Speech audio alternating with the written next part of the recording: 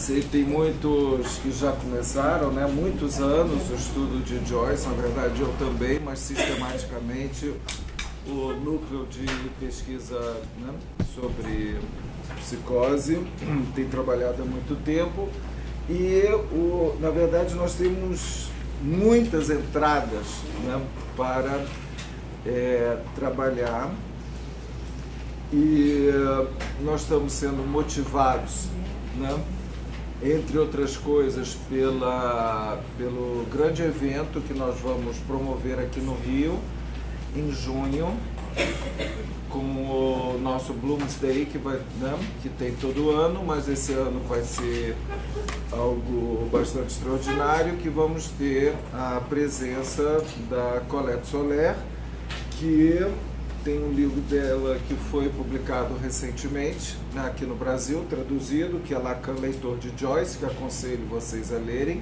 É um livro difícil de acompanhar. Ele supõe praticamente que vocês conheçam o seminário do Lacan, né, sobre Joyce, que é um comentário do seminário. Ele, ao mesmo tempo, ajuda a leitura e, ao mesmo tempo, ele exige a leitura prévia de Lacan. Então, é algo para se ler junto o seminário de Lacan e o livro da Colette Soler, e também todas as notas explicativas, né, que é metade do seminário de Lacan, né, sobre o próprio seminário. Bom, não pretendo esgotar longe disso em um semestre, né, esse tema que, na verdade, é a entrada numa nova clínica em Lacan, numa nova perspectiva e uma retomada de vários conceitos, né, que Lacan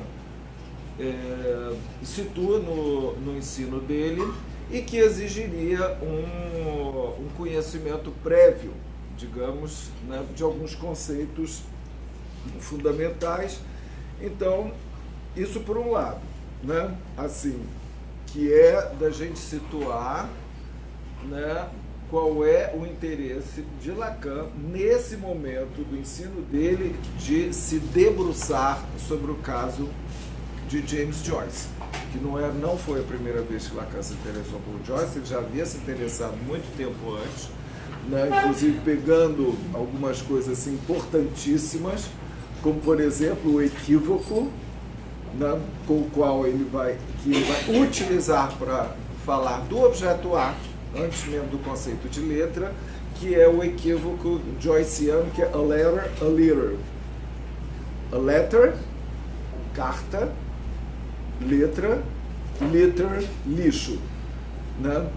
Primeiro, né, uma das primeiras coisas que Lacan utiliza de Joyce, e ele, né, muito antes no ensino dele, e agora ele vai se debruçar sobre o caso Joyce. Né? Não é por uma fascinação pela literatura do Joyce, né, que na verdade Lacan cita muito pouco Joyce, né? Na verdade ele cita muito pouco, ele faz já comentário também, supondo que o auditório conhecesse Joyce, falasse inglês e tudo mais, né? Agora, a importância disso é uma coisa, a outra coisa é o que eu acho que a gente teria que ler de Joyce para até entender o que está sendo dito. É a mesma coisa da gente estudar o caso Schreber sem ler as memórias do Schreber. Ele vai ficar sempre uma coisa superficial, né? Da onde que Freud tirou aquilo, da onde que Lacan tirou aquilo, né? Então, assim, de uma certa forma, né, o caso Joyce, né, depois da abordagem de Lacan, se tornou um caso, né, eu diria, né, para os lacanianos, imprescindível da gente ler o próprio Joyce. E eu diria principalmente, né, aonde ele vai escrever de uma forma mais autobiográfica, mas com pseudônimo, podemos dizer, de Stephen, né, Stephen Dedalus, né, que é o dois textos que eu acho fundamentais para a gente, que eu sugiro de vocês lerem. Né? O mais fundamental, eu diria, é o Retrato de um Artista quando Jovem, né? Que eu uso essa tradução, não sei se é melhor, que eu também acho bem mais ou menos, que é aqui da Civilização Brasileira. Se alguém tiver alguma outra que ache melhor, né? Gostaria que vocês dissessem, né? Eu acompanho com o texto em inglês, né? Na verdade eu estudei o texto em inglês da primeira vez, e também o livro Stephen Hero, o livro Stephen Hero, que é também autobiográfico. Esse livro, né, Stephen, o Herói, ele, na verdade, era um livro que Joyce, manuscrito que ele escreveu de 1000 páginas, e que nós não temos essas 1000 páginas, mas temos né, não trouxe o livro aqui, mas é uma retomada, né, que Joyce faz, né, do retrato como um romance, antes mesmo dele escrever o que se tornou um livro. Eu aconselho também, tem uma ótima revista, que é a revista da letra freudiana, que se chama Retratura de Joyce, uma perspectiva lacaniana, com excelentes artigos do Jacobert, da Bernardina, que trabalhou esse livro, vários artigos. E aqui tem também um primeiro texto de Joyce, chamado Um Retrato do Artista, que ele escreve resumidamente nessa revista aqui da letra freudiana, né, chama Retratura de Joyce, e com vários textos muito bons, inclusive uma nota biográfica interessante também do Jacobert. Jacobert foi o grande interlocutor de Lacan sobre Joyce.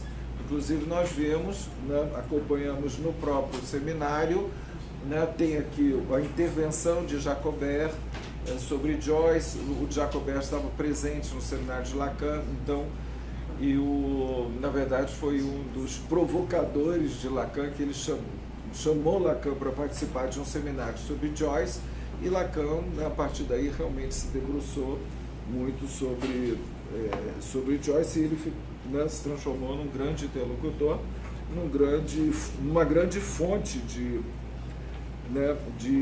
inspiração, digamos, e de informação para Lacan também, né? Ele que fornecia a bibliografia, tudo, né?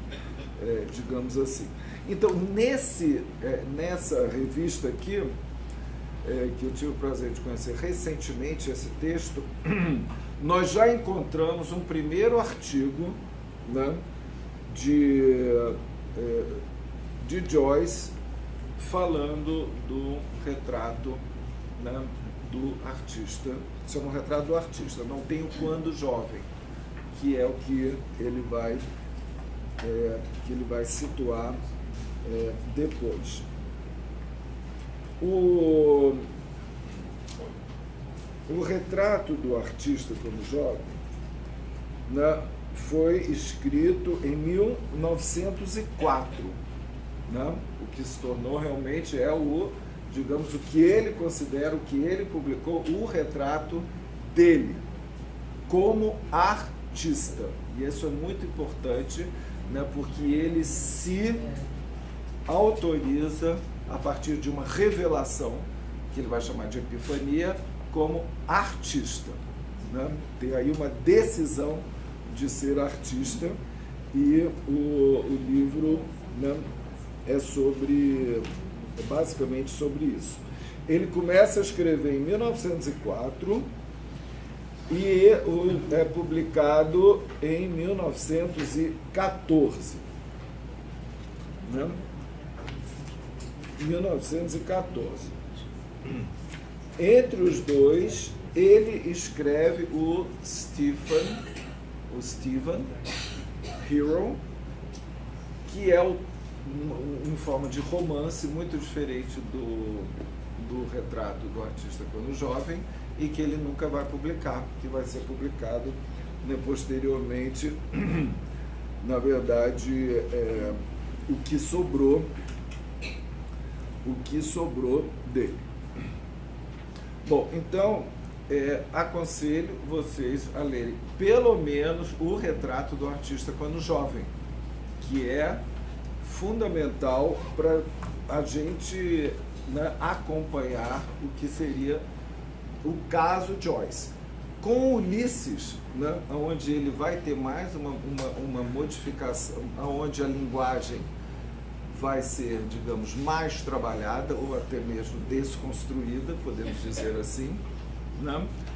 Ele é também considerado um livro autobiográfico, né? Mas é tudo de você ler por entre linhas, porque são personagens ficcionais, né? O que é a referência ao pai, o que é a referência à nora, o que é a referência a ele mesmo, etc., né? É tudo ficção, que você tem que interpretar, né, aquilo que é a relação com o pai, quem é Bloom, quem é, né, os personagens. O que não é o caso, eu diria, do artista, do retrato do artista quando jovem, Stephen Hero, porque Stephen Dedalus é ele. Então, ele fala na terceira pessoa sobre ele, né, que é considerado, né, todos os joycianos consideram isso, né? Que a Colette Olers chega a chamar Stephen como se fosse o pseudônimo, inclusive, de Joyce. Então, acho muito importante, né, a gente ter aí essa referência. Mas eu queria começar por dois vieses, digamos assim, né, para a gente entrar no assunto. Um primeiro assunto é o tema do sintoma. E o segundo é o tema do inconsciente como la língua, que são coisas necessárias, né? Aqui é claro que nós temos vários níveis de pessoas, meio começando, outros bem adiantadas e tudo, então, de qualquer modo, né, cada um vai atrás, né, como é mesmo a psicanálise, pega o bonde, a gente sempre pega o bonde andando, né? Então cada um vai pegar o seu bonde, né, de estudo a partir do que interessa, né, a cada um propriamente falando.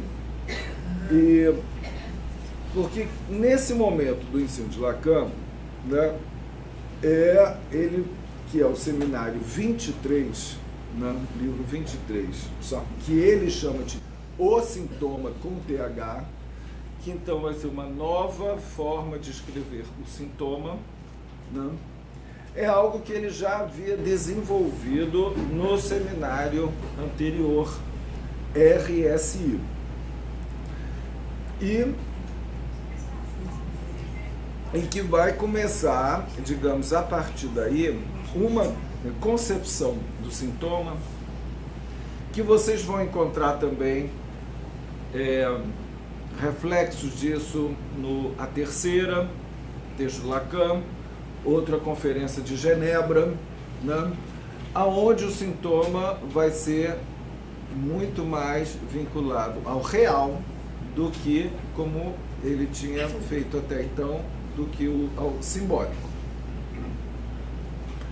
Eu fiz quase que um roteiro da questão do sintoma em Lacan no meu livro A Descoberta do Inconsciente. Tá? No último sobre o sintoma, vai desde o sintoma bem freudiano, o sintoma mensagem, o sintoma solução de compromisso, o sintoma retorno recalcado, etc., até o sintoma borromiano e o sintoma letra, que é o que eu queria abordar aqui com vocês. Então, como que aparece esse sintoma no ensino de Lacan? Ele aparece no seminário anterior, chamado RSI. RSI. e que equivoca o RSI, equivoca com heresia, né? Que ele vai se chamar, inclusive, né, aqui que não só o Joyce, ele se dizia ser um herético, e Lacan dizia que ele era herético também em relação à psicanálise. A heresia de Joyce, né, era uma heresia da qual ele fora acusado logo no início da vida dele, no primeiro ensaio que ele faz menino no colégio com os jesuítas, já chamam ele de herético, né? E ele adota, acha ótimo ser herético, né? Inclusive ele vai ser herético em relação a duas, como dizer, instituições principais. Uma igreja e a outra é a própria Irlanda. Que ele vai ser herético em relação, digamos, à subserviência do irlandês em relação à Inglaterra. Qualquer semelhança com o que está acontecendo hoje em relação aos Estados Unidos não é coincidência. Né? A revolta dele, e que é um dos motivos que ele diz que o faz se exilar, né, da Irlanda, bom, é toda uma questão política que está intermeada também, que nós vamos poder trabalhar, né? Alguns talvez aí conhecem, né? A questão do grande herói que era Parnell, que era um herói, digamos, era um líder revolucionário irlandês e que era anti a dominação da cultura britânica e tal. E ele foi, digamos, vencido, arrasado, e acabou sendo, por uma série de questões, ele foi, né, ele morreu, né, foi destituído simbolicamente, e Joyce fica muito revoltado com isso, com todo o conservadorismo da Irlanda, a subserviência na Inglaterra, ao Reino Unido. E então nós vamos encontrar o tempo todo essa coisa que é importante, é a heresia dele em relação à igreja, e a igreja, né, católica, que ele foi, bom, nós vamos trabalhar sobre isso mais, e a heresia em relação à nação, né, dele. E Lacan se coloca também aí nesse mesmo lugar. Bom, nesse RSI, né, onde Lacan vai desenvolver mais a questão dos nós borromianos, né, e ele começou no seminário até anterior, Lenon de Per,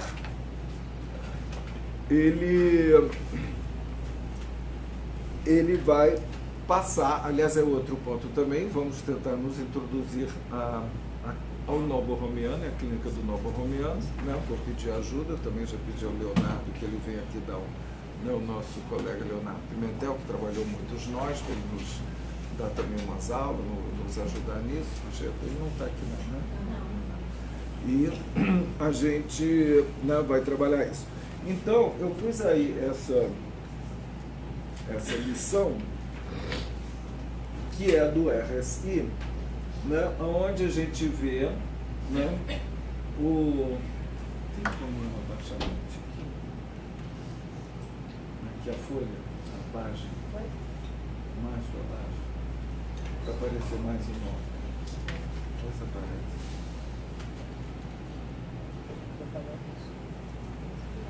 Aparecer mais em nome. Acho que é para descer. Aparecer para descer um pouquinho.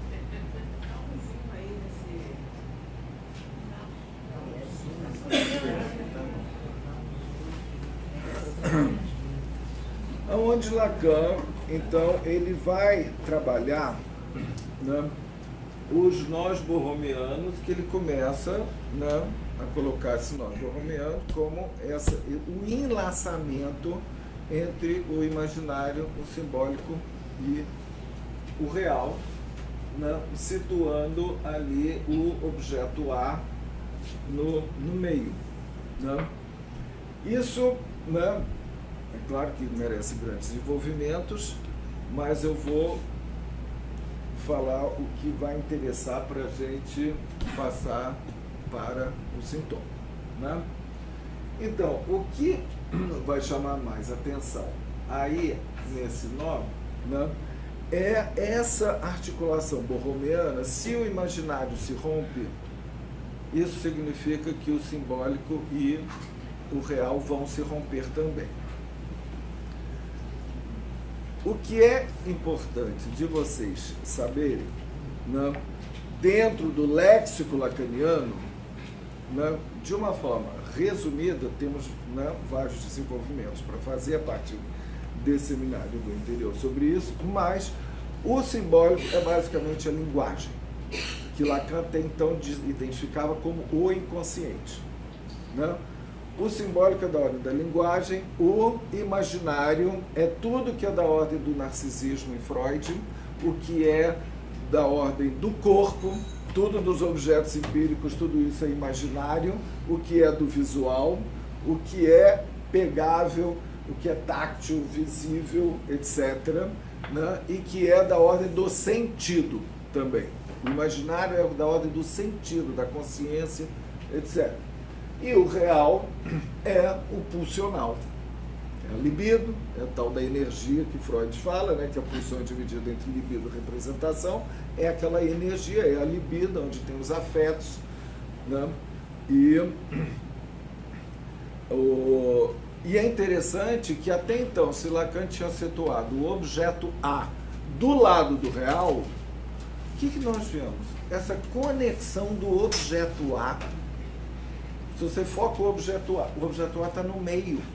Significa que ele tem algo de real, que ele tem algo de simbólico e algo de imaginário. Né? Isso é interessante da gente pensar, que a gente estava vindo do objeto A como causa de desejo, definido desde a angústia, como da ordem do real, depois no seminário 17, como homólogo à mais-valia de Marx, que ele vai chamar de mais de gozar, e de repente a gente encontra aí ele que é real, simbólico, imaginário, porque ele está ali no meio, né? Ou seja, ele tem e que é interessante, porque a gente pensa o objeto A, ele é imaginarizável, né? Tanto com o pequeno matema, né, que Lacan coloca do pequeno outro, que é o IDA, né, que é a imagem do outro, para falar do pequeno outro. Então ele é imaginarizável e ele é também simbolizável. O quê? Nos objetos que são substitutivos, os ersatz dos objetos causa de desejo para nós. Então, mas ao mesmo tempo, ele não é totalmente visível, ele não é totalmente simbólico, entende? Porque tem algo dele do real que sempre escapa. Não? Então, Lacan começa a abordar, né, os três registros, ele começa a definir os tipos de gozo também a partir, né, do nó borromeano. O gozo fálico, que aparece entre o simbólico e o real, né? O gozo outro, né? O gozo do outro, que ele diz que não existe, não, mas ele pode ser imaginarizável, e ali não está escrito, mas entre o imaginário e o simbólico é o jouissance, é o gozo do sentido, né? Que Lacan vai situar. E o que acontece nesse seminário é que Lacan começa a achar que é insuficiente 3 nós para dar conta como ele chama, das 3 dimensões do espaço do ser falante. Isso é insuficiente por vários motivos, que depois eu vou pedir ajuda para a gente ver borromeanamente até porquê. Mas, por que Lacan, né, que para mim ainda resta uma questão a ser estudada, por que Lacan passa do 3 para o 4, Mas ele vai falar que o que especifica realmente cada sujeito não é a maneira como esses três nós são articulados, porque não tem muita variabilidade de sujeito para sujeito. Como é que em cada um está articulado o imaginário simbólico real, né? E ele vai avançar dois conceitos, digamos, que vão convergir, que é o conceito de suplência, que entra aí pela primeira vez, e o conceito de sintoma, como quarto nó, né? Então, e ele começa como quarto nó, que vai, né, o quarto anel.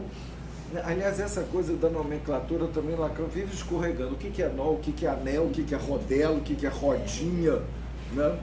Ele chama esse, né, a cordinha não trouxe, eu já até tenho no borromiano, aparece aí. Ele chama às vezes de le rond de ficelle, que a gente pode traduzir como rodela ou rodinha. Não sei se eu traduziria como rodinha, acho péssimas duas traduções. Um círculo, né? Não sei como chamar, le rond, né? Um círculo, né? Uma banda, sei lá, uma fitinha, né? Ele chama le rond de ficelle, que compõe o nó borromiano, amarrado borromianamente. Às vezes ele chama cada rodela de nó, né? Mas ele diz que o nó mesmo ele é uma cadeia. O que a gente chama de nó borromiano é uma cadeia, porque a cadeia é borromiana. E você pode ir acrescentando vários, eu prefiro chamar de anel, né? Vários anéis, né? Ou várias cordinhas, e formar um grande nó borromiano. E nós temos algo que vai entrar também em discussão aí, né? E que é uma certa polêmica, digamos assim, ou pelo menos não são todos que têm exatamente a mesma leitura, né? Que é a questão do Édipo. Porque Lacan, ele vai chamar, né, esse quarto nó. Está enrolado pelo motivo. Tenta passar para. Não, já que está aí. A não enxerga? Isso, passa para página 54.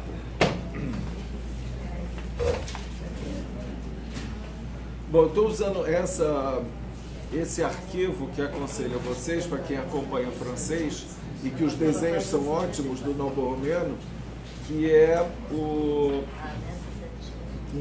os arquivos da Associação Lacaniana Internacional. E que, inclusive, os nós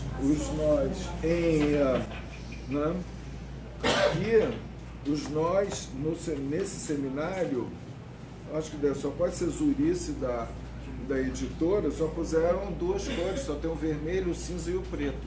E o original deveria ser colorido, nós temos o colorido na versão francesa, né, que facilita, a meu ver, a visualização do nó planificado. Vocês lembram, quem teve aqui no curso que a Ana Laura deu sobre o nó borromiano, né? O nó borromiano, né, é em 3 dimensões, mas o que Lacan trabalha, né, é no nó planificado. Isso aí é a planificação do nó, né? Então, a planificação. Isso, aí.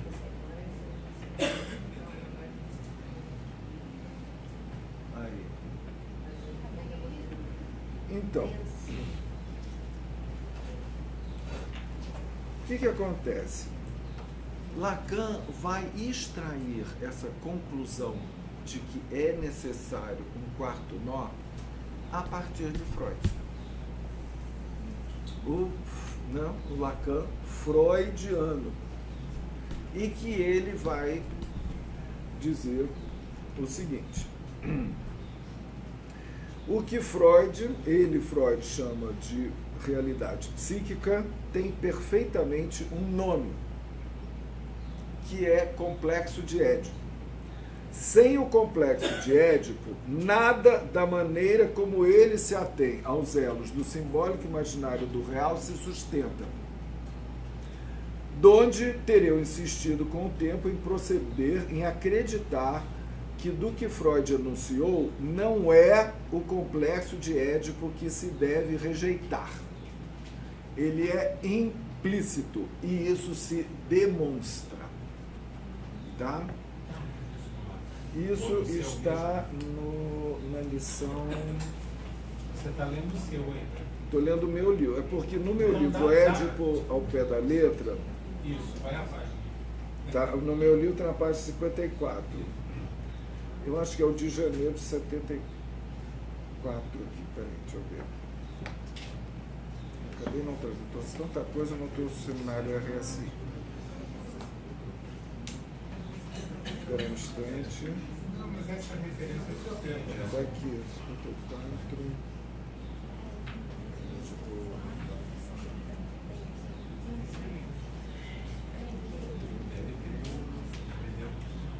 Ah, não, tá, essa tá uma referência errada, aliás, tem um erro aqui.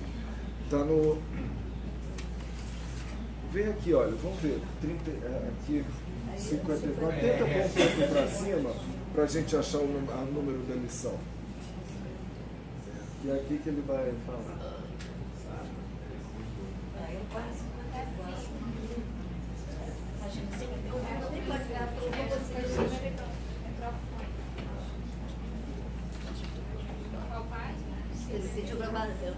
Olha aqui, ó, olha aqui. Está em qual página? O que pode, espera um minuto, é o que pode enlaçar com o quarto termo, o simbólico imaginário real, enquanto simbólico, enquanto que o simbólico e o imaginário são deixados independentes, são à deriva em Freud. É nesse sentido que lhe é necessário uma realidade psíquica que una, que enlace essas três consistências. Vamos um pouquinho mais adiante que a gente vê. Olha aqui. O que ele chama aqui? O que ele chama realidade psíquica tem perfeitamente um nome, é o que se chama complexo de Édipo. Sem o complexo de Édipo, nada, rien ne tient, nada se sustenta, se agarra, né, se segura, nada que tenha a ideia do que seja da maneira que una a corda, que ele chama corda, a cordinha, a corda simbólica imaginária. Eis que com o tempo eu, né, eu insisti, né, em proceder, vem disto que creio que o que Freud enunciou, não o complexo de Édipo, o complexo de Édipo não deve ser, não deve ser rejeitado, ele é implícito. Não, não exclamação. Não pá. Não deve ser rejeitado. Isso é uma coisa muito interessante, porque é a ambiguidade, eu diria, de Lacan com o complexo de Édipo e Freud o tempo todo. Ele pisa, cospe, aí daqui a pouco levanta, abraça, beija o complexo de Édipo e Freud. Muitas vezes eu faço um pouco esse percurso aqui no meu livro, Édipo ao pé da letra, para mostrar que também que o que chamam tal do para além do Édipo, né, não é um para além do Édipo, é outra coisa. É outra coisa.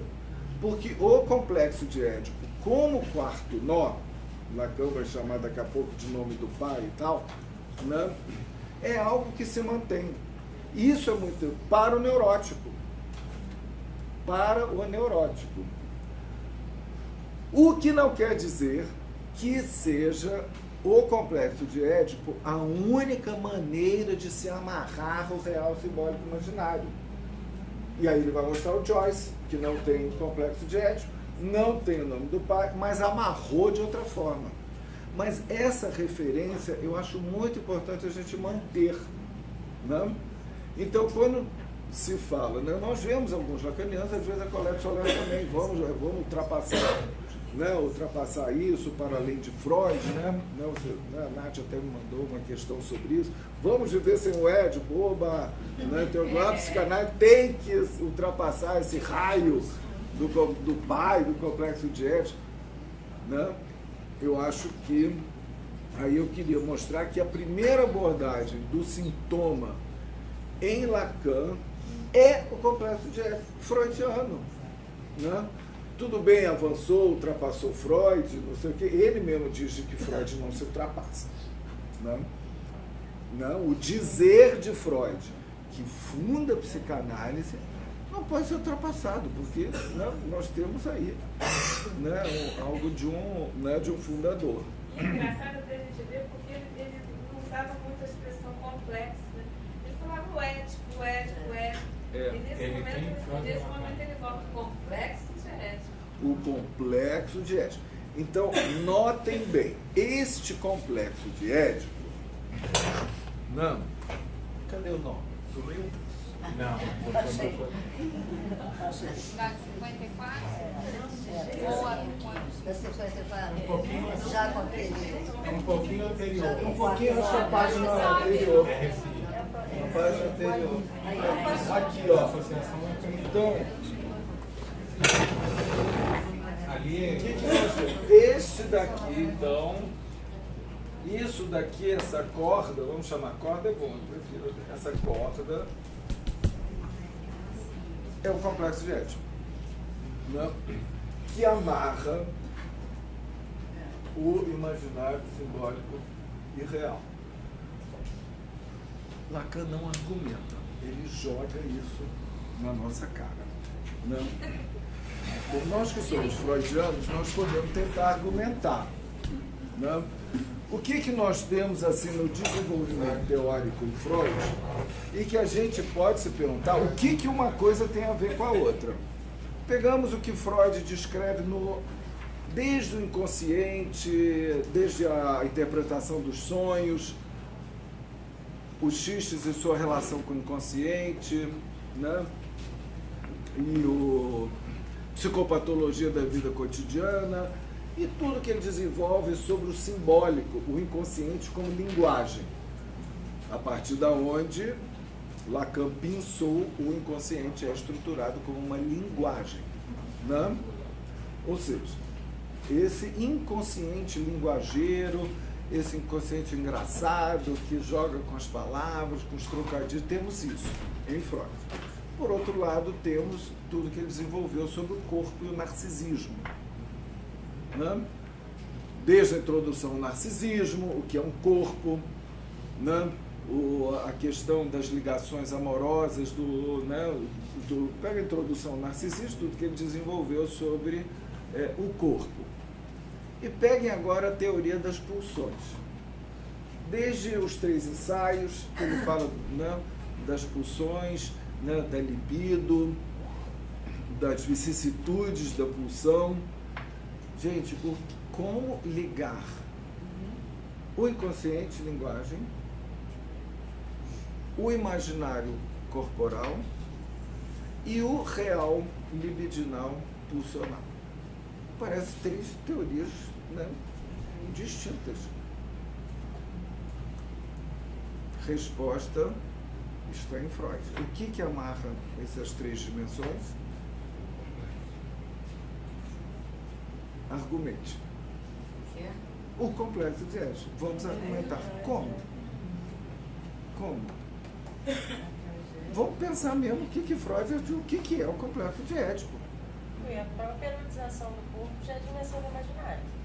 Isso. O outro erotiza o corpo dos bebês. Isso, já começa a articular. Banho de linguagem. Até o nome próprio de todo Banho de linguagem, simbólico. E a própria erotização, a pulsão já está amarrada. A erotização feita pela mãe, Sim. por esse grande outro. por quem onde o sujeito está articulado a partir do desejo como desejo do outro. E que o Freud vai falar Então já é satisfação. simbólico. Das marcas do outro como coordenada de satisfação. Então Real. as marcas já incluem o pulsional. Satisfação, experiência de satisfação, né? Da relação da criança com a mãe. Temos aí algo da ordem do real, né? O que ela recebe como os mandamentos do outro, digamos assim, né? O desejo do outro que é veiculado a partir dos significantes maternos e da família em geral, né? Simbólico, que vai constituir o seu próprio inconsciente, né? O pai, que entra aí como terceiro, como nome do pai, lei, né? Que instaura, né, digamos, o circuito, podemos dizer, os circuitos simbólicos, né, do inconsciente, né? E isso articulado ao corpo, né, que o corpo vai sendo formado, né, a partir da imaginarização desses significantes vindos do outro. Vocês viram como isso amarra? Né? Não sei se foi muito rápido para se as pessoas mais iniciantes estão acompanhando, mas como isso amarra, na verdade, o quê? O inconsciente, linguagem, né, tido como linguagem, o imaginário corporal e o real, que já está na erogeneização, né, do corpo, né, assim como o prazer, a angústia, o gozo. Gostaria só de acrescentar um detalhe. Quando nós pensamos em termos de complexo, isso que você deu 3 nomes muito claros, né? A linguagem, a imagem e o que é da ordem do real, é justo porque a gente não pode analisar e chegar a esses elementos separados e distintos. Então, a base de redução já é um entrelaçamento, né, desses 3 nomes. Esses 3 nomes não indicam 3 realidades que depois vão se reunir. Não, a partir de um complexo, né, de algo complexo, é que você vai chegar a essas 3 dimensões ou 4, né, que deixar em aberto. Mas acho importante essa... complexo não é um adjetivo, não é alguma coisa. Não é o contrário do simples. É uma certa maneira. Exatamente, é uma certa maneira de pensar que faz com que a gente não possa recorrer ao simples, ao elemento, certo? E inclusive Lacan adota essa representação borromeana para falar do ponto. Em vez de ser a interseção de 2 linhas, é o furo num entrelaçamento de 3. Um furo irredutível, né? É uma maneira complexa de pensar. Então, é só esse acento que eu gosto. Sim, sim. O complexo não é uma palavra qualquer. E vocês veem que interessante, e que nesse nó borromeano há o quê? A representação do objeto de Freud. O objeto perdido, o objeto pulsional, o objeto...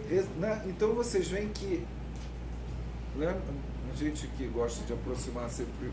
Né, tem gente que gosta de afastar Freud de Lacan, eu gosto de aproximar. Então, tem uma coisa interessante que a gente vê. Então, esse objeto, o lugar do objeto perdido. Logo no início da interpretação dos sonhos, nós vemos que o objeto está perdido, no lugar dele tem uma representação. Tem um Fostel representante, tem um significante lá representando ele. Ele descreve na primeira experiência, né, de satisfação mítica. Tem uma primeira satisfação que é encontro com gozo, a segunda você não encontra mais. Você só encontra a recordação, que é algo de um significante que ficou marcado daquela satisfação. Então a gente já vê o elemento simbólico do objeto A, perdido, que é um vazio. Os objetos substitutivos, o polegar, a chupeta, que vem no lugar do seio perdido, imaginarização do objeto A, né? E ao mesmo tempo é o lugar do furo.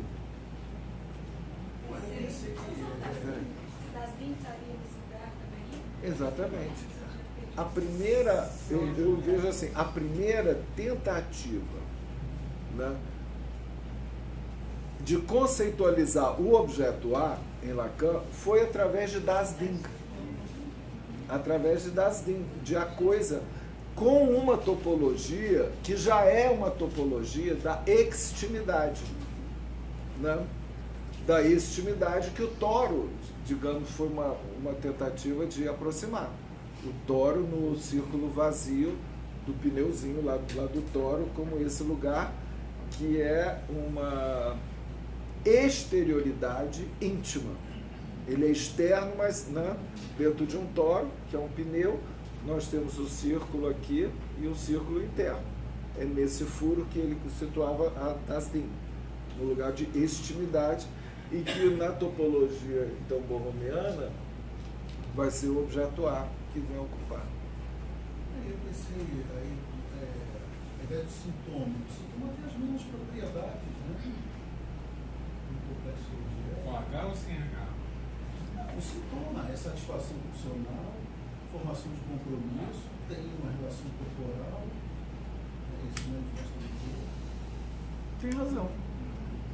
É por isso que, se você for analisar cada sintoma patológico, digamos assim, nós vamos encontrar o complexo de Édipo no sintoma. Mas Freud é impossível, é isso que você está falando. No sintoma, né, sei lá, até no bem evidente, né, do Homem dos Ratos, onde, não digo nem da dívida, que é muito complexo, mas na ideia obsessiva que ele tem. Se eu vir uma mulher nua, meu pai deve morrer. Então, daí, olha, tem aí toda essa articulação, né? A mulher nua, no lugar do objeto, o pai deve morrer. A gente encontra até a historieta Sófocles ali, né? Edipiano, né? Mas a gente encontra também o Édipo aí, né? Aí nesses três registros. E aí, até... Deixa eu ver se tem mais. Aqui a página 50. Põe a página 58.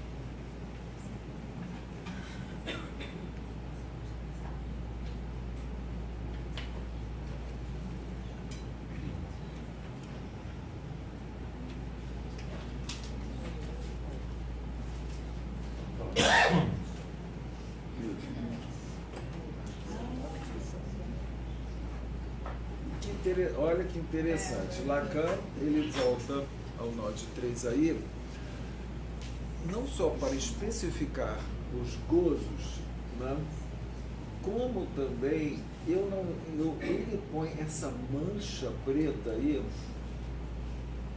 que para mim ainda é um pouco enigmática, que ele chama isso do inconsciente. O inconsciente aqui, vocês veem que ele está englobando, ele pega também os 3 registros, de uma certa forma, né? Digamos, baseado no simbólico, mas tem algo do imaginário, mas né? aí, para ficar E do claro, real você também. tem que voltar a como é que se constrói o encadeamento do romeano, né? Então, para quem...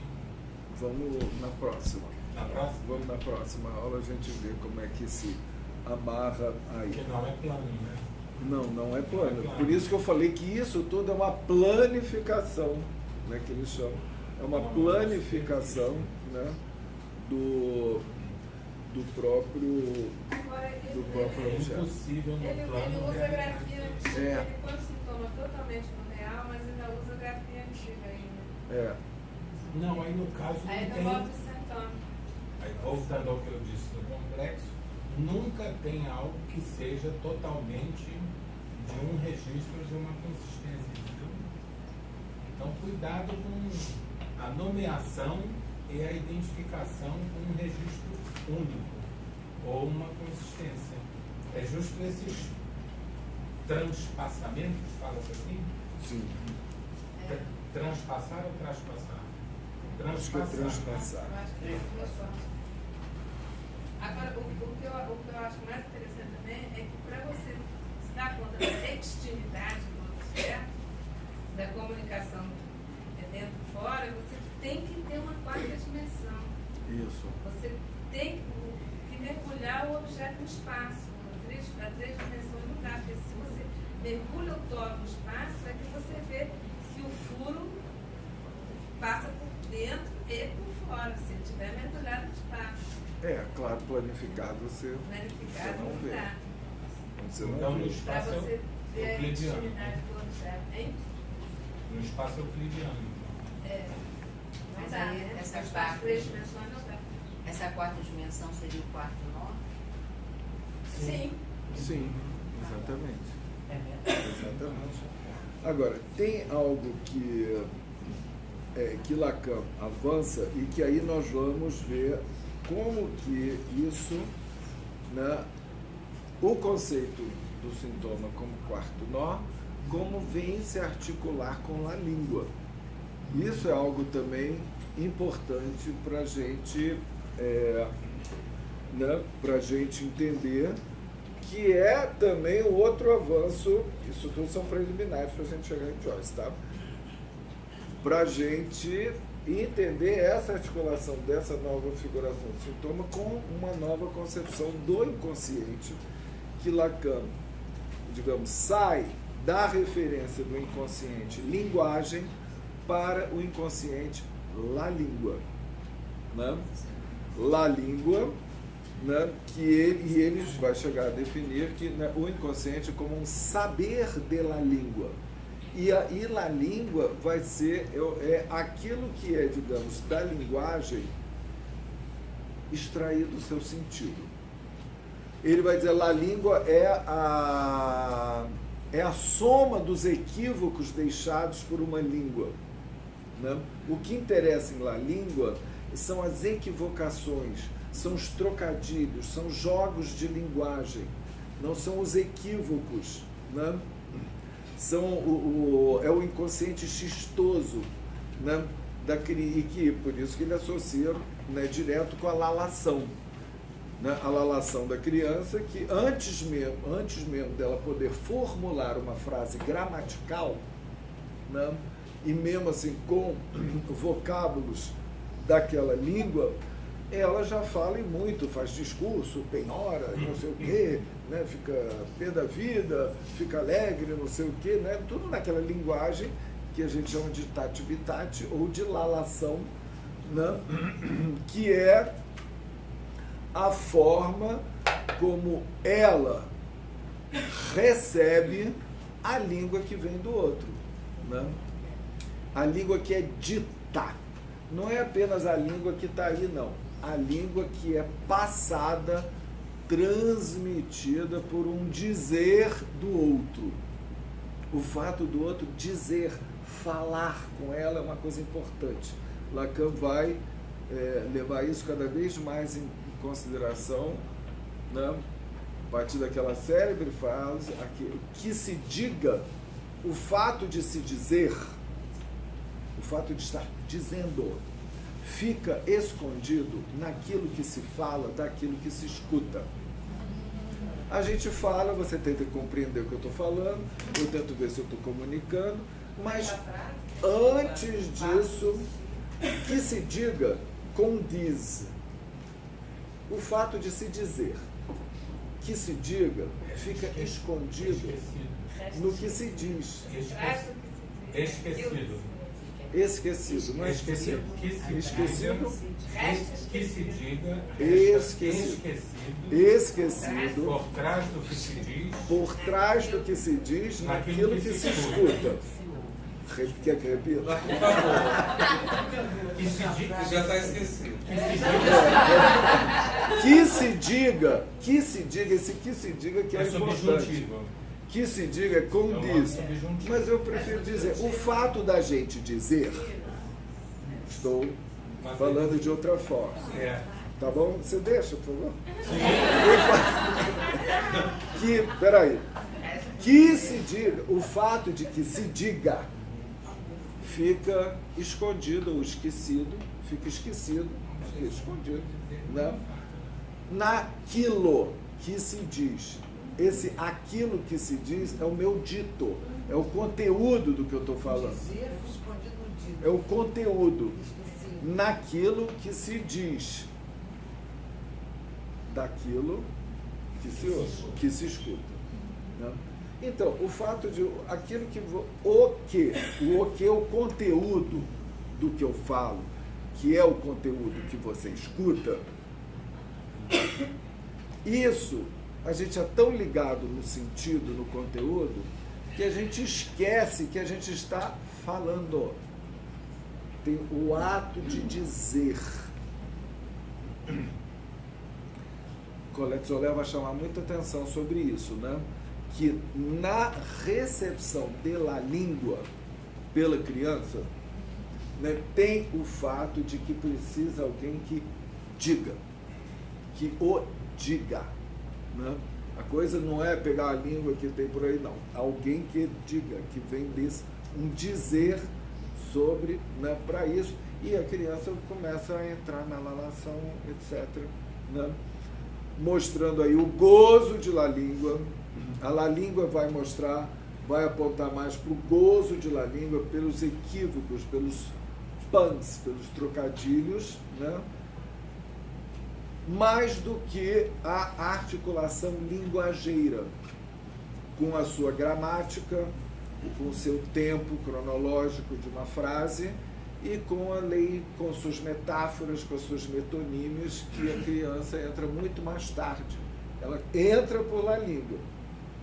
Né? La língua, então, ela é bombardeada por la língua quando chega. É uma outra forma de traumatismo que não é propriamente o sexual.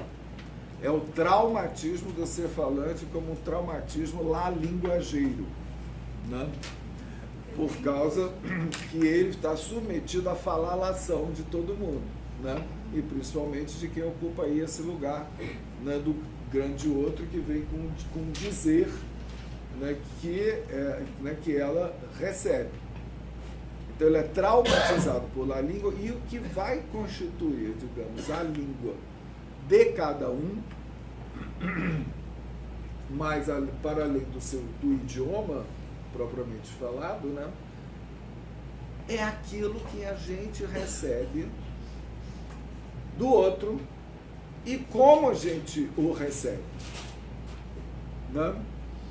E como você recebe aqueles significantes que você é bombardeado e os equívocos, né, que vão, né, fazendo, que constitui, digamos, o inconsciente xistoso, né?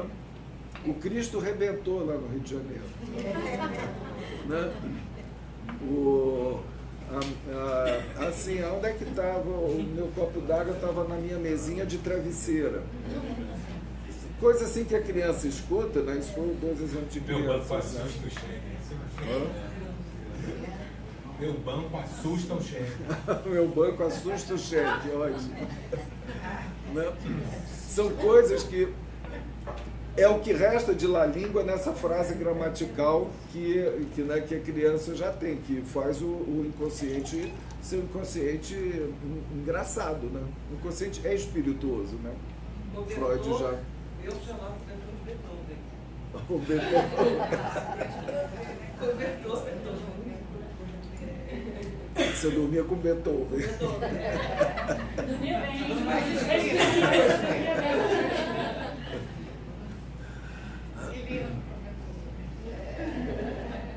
Então, essa mudança, né, digamos, do foco de atenção de Lacan, do inconsciente linguageiro, né, para o inconsciente la língua, é também mudar o foco daquilo que faz sentido, né, que vai fazendo sentido com as suas metáforas, metonímias, etc., né, a partir, inclusive, do point de capiton, né, do nome do pai como ponto de baixo, para o gozo da língua, né?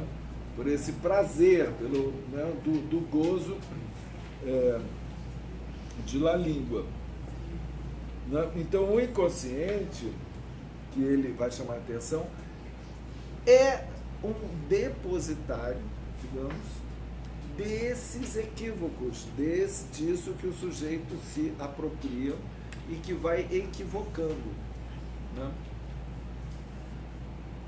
Podemos dizer, é uma outra maneira de dar um foco àquilo também que Freud já tinha mostrado e que o próprio Lacan tinha visto, né, desde a interpretação dos sonhos, né, das brincadeiras linguageiras que a gente está cheio, né? Mas que Lacan, né, vai acentuar o que com isso? Algo desse inconsciente linguagem está fora do sentido. Tem algo de real, que é o significante ligado ao gozo, né? Algo que escapa ao sentido, que não tem por função, né, muitas vezes, comunicar, mas brincar, gozar, curtir, como a criança faz, né, na lalação. Né? Então, é uma mudança de foco para, né, o inconsciente, né, que eles chamam, mais vezes, de inconsciente real. Né? Teríamos o inconsciente simbólico, mais ligado à linguagem, aos jogos, né, à metáfora, metonímia, leis da linguagem. O inconsciente real com gozo de la língua, mas tem algo também do imaginário no inconsciente, que a gente sabe que é a inscrição no corpo. Né? Então, vocês veem que tem algo aí, né, que nós vemos a incidência, né, do inconsciente nesses três âmbitos. Né?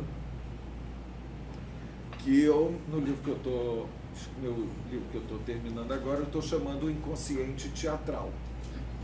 Porque ele é feito como no teatro, nós tem a linguagem, tem os equívocos, tem a presença do corpo, né? O espetáculo, a ópsis, que é, né, o espetáculo, e o real, né, do afeto, que afeta o espectador, real da presença, né, dos corpos. Eu estou chamando isso de inconsciente teatral, que pega o ingresso, que pega, então, digamos, né, esses três registros. Você ia na hora. Você ia na hora. Teatro privado, né? Pois é, estou nos velhos tempos. E aí, o que acontece? Em literatura, literaterra, né? Lacan faz uma articulação, e que ele vai retomar aqui no seminário RSI, ele vem com o conceito de letra, que é um significante especial, digamos assim, né? Que é desprovido da sua conexão com outros significantes e que, portanto, está fora do sentido, mas tem uma função de fixação de gozo, né? Que ele chama do litoral, né? Essa letra que faz litoral como uma fronteira que, ao separar dois territórios, simboliza que eles são iguais para quem a transpõe, a fronteira, que tem entre eles algum denominador comum. Essa fronteira, que é a fronteira entre o real e o simbólico, né,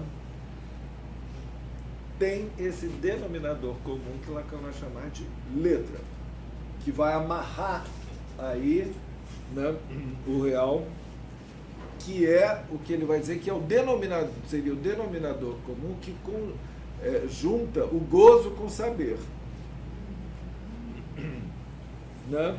E que ao mesmo tempo desenha uma borda no furo do saber, né? Cujo vazio é de gozo. Então, e aí Lacan aproxima a letra então da escrita, né? Dessa escrita que a letra desenha na borda do furo do gozo com o simbólico da escrita.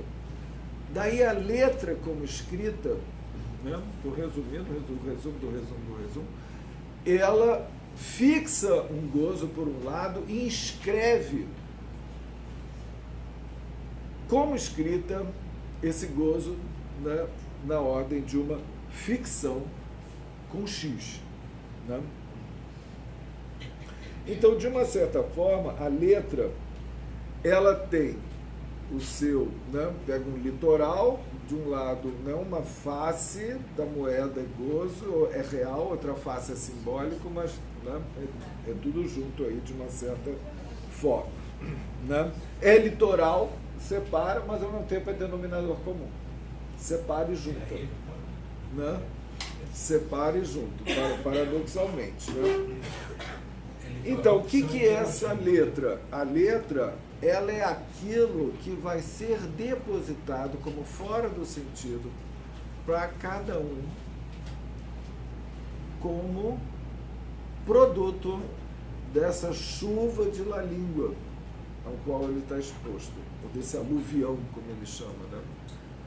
Que ele está exposto, tem algo que se deposita ali, né, nessa teorização de Lacan, que ele vai chamar de letra, que vem de la língua, dessa la língua que está fora do sentido, que não tem a função do sentido, né, e que se deposita ali.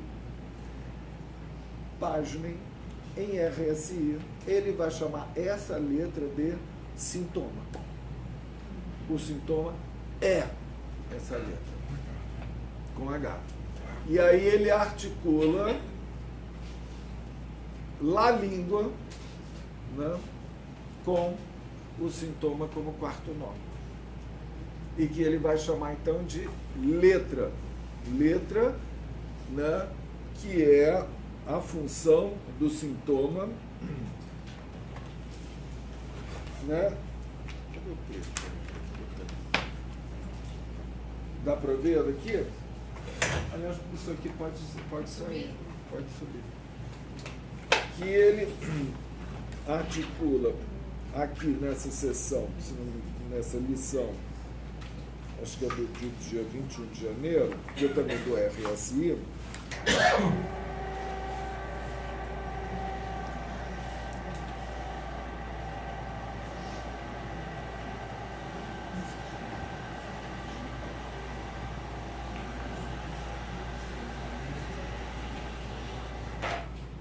que a letra, né?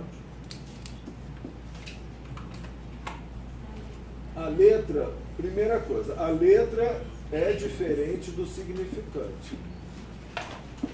O significante, ele está sempre pareado, né? Com S2, ele representa o sujeito, ele entra na cadeia significante, né? E, através dele, o gozo metonimicamente circula, né, a partir do objeto A. Né? A letra, não. A letra é sozinha, ela é da ordem do 1. O significante é sempre da ordem do 2. Né? Eu cheguei até a dizer, a letra é solteira, o significante é casado. Tá? A letra é sempre solteira. Né? De uma certa forma. E é isso que Lacan vai identificar como o sintoma. Ou, mais propriamente dito, ele coloca aqui o sintoma como função de X. Esse X aqui é a letra.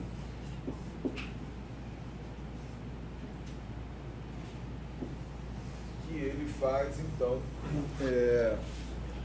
equivaler na lição do 21 de janeiro de 75.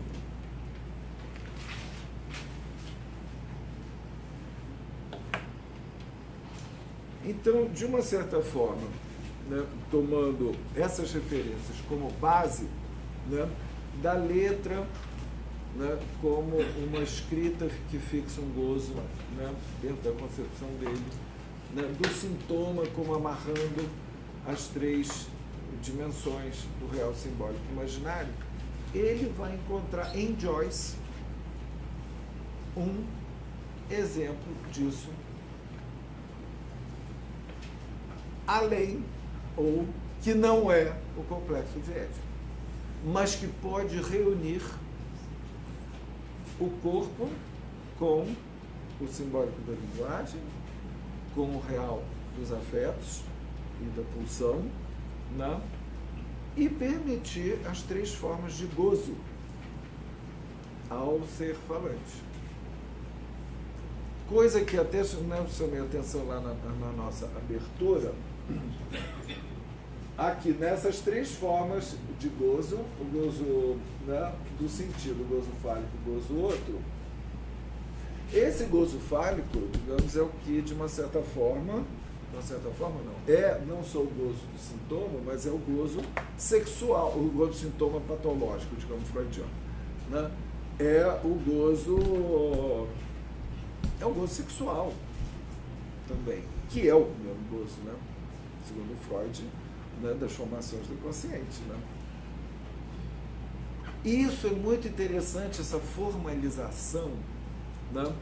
Porque se essa amarração, existe uma forma de amarração que independe do nome do pai e que, no entanto, funciona tal como, por ser um sintoma que amarra, né? Isso é uma teorização que permite constatar o óbvio, né?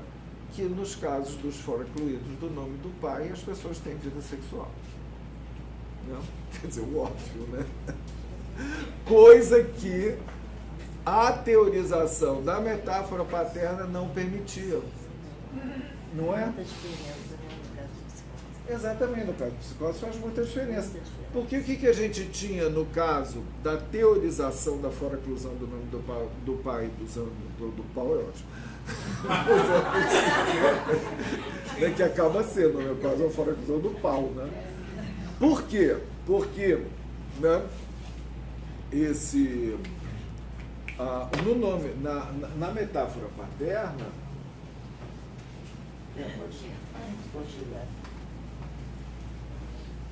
porque quando a gente, na teorização da metáfora paterna, né, com a instalação do nome do pai no grande outro, né, nós temos como consequência a produção do falo, ou melhor, pode colocar da significação fálica, né, o falo maiúsculo, aqui, a produção da significação fálica.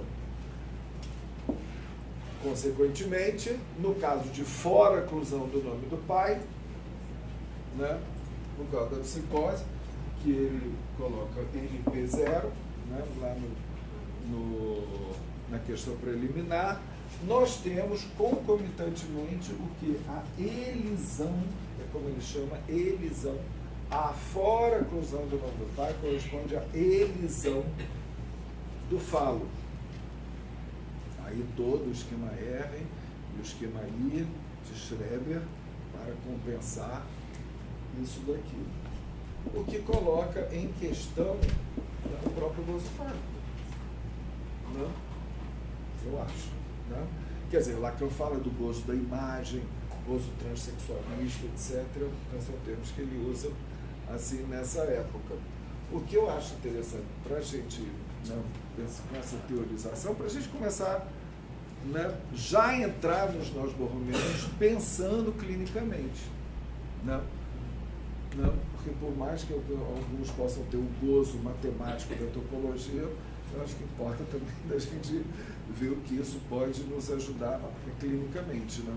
Então, com a teorização dos nós, né, a gente pode começar a pensar também nesse tipo de coisa. Mas queria só uma pergunta.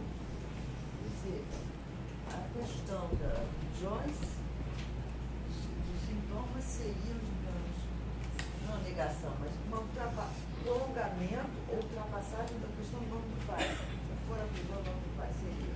Não, eu acho que a melhor formulação a melhor formulação seria que, no lugar do nome do pai, ele tem uma outra coisa, que aí Lacan vai dizer que é a arte, que vai suprir o nome do pai fora incluído. Ele chama carência de pai. É isso que a gente vai, né, se debruçar, essa hipótese maior de Lacan. Ele se serve do nome do pai de outra maneira que não pelo recalque. Não, ele não tem o nome do pai. Joyce é um caso único. Foi? Será? Será que é único? Será que é único? Será que não existe outros artistas que têm um sintoma arte que faça suplência? A rede de psicose estudou a beça esses casos. A própria Vanessa, hein, Vanessa? Mas são singularidades, não dá para a gente reunir isso. Oi, o que eu falo? A proposta da Codex Mulher, quando ela retoma a questão do diagnóstico, ela fala de uma mudança do complexo de Édipo pelos nomes do pai. Isso. Né? Ele chama de nome do pai, que é, digamos, a mesma que você está falando. Né? Não é o complexo de Édipo, mas é o nome do pai. Lacan vai substituir o nome complexo de Édipo de Freud por nome do pai. O pai. Do pai é mais ou menos. Houve uma pluralização, ela fala, houve uma pluralização dos nomes do pai. Exatamente. Né? Na própria obra de Lacan. Mas Lacan não vai chamar o sintoma de idiose no nome do pai. Não vai chamar. E aí ela não faz chama, uma ele chama de releitura. arte. É uma arte tão particular, uma escrita tão particular. Nome próprio. Pois é, aí tem uma questão. É o nome próprio ou a arte? Isso é uma questão.